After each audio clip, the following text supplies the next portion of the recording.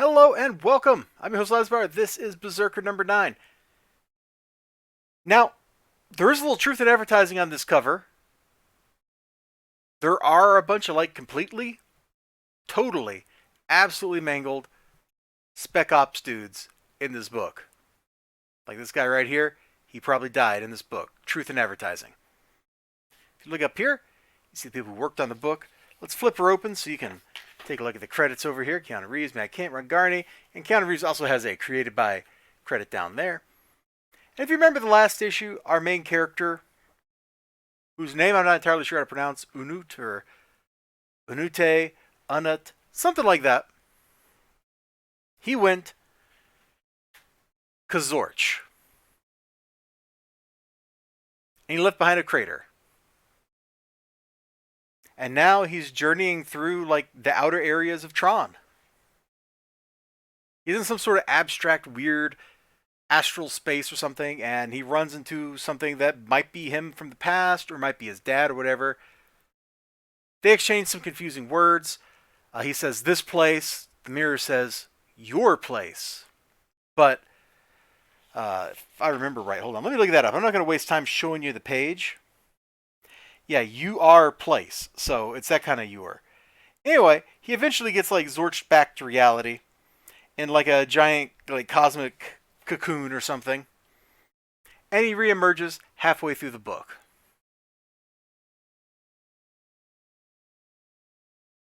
I really feel like we could have just compressed the first half of this book way down to 3 pages or something, because it doesn't feel like there's a whole lot of meat there. Reading it, I was just kind of yep, yep, yep, yep, yep. Oh, this is interesting. And it is kind of interesting. He has gone full altered states. I don't know if I said that already in this, but I definitely was thinking it. If you've never seen that movie, William Hurt, it's about these psychic researchers who are exploring human past through regressing into primordial states through sensory deprivation. And it gets really weird. That's kind of what they did here. Except in his case, it's not really sensory deprivation. It's more like, oh, we tried to crush you to death therapy. Which I guess is like death therapy. You can watch What About Bob and learn all about death therapy. Great therapeutic technique. But he's zorched out and he comes back. And he's really upset now that he's back.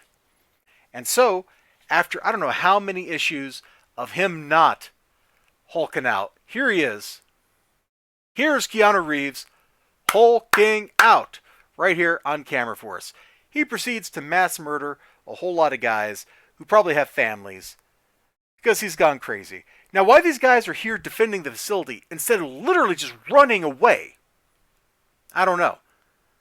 I think I would just called an evacuation and got everybody out of there. And then we can have automated gun turrets just mow him down or something, and then he just would rip through the walls or whatever. They do have a defense plan to stop him, but that one female character whose name I don't remember, because I don't remember anybody's names in this book, because their names literally don't matter. I only know his name because I literally just read it on a page right before I started talking. That's the only reason I know his name is Unute or Unut or something like that. It's Unute, however that's pronounced. And he hulks out, and he murders a lot of people. And the carnage is kind of glorious, and it ends with that one female character showing up and doing some stuff, and they're trying to lead him into a trap so that they can deal with him, and da-da-da-da-da. And that's the book.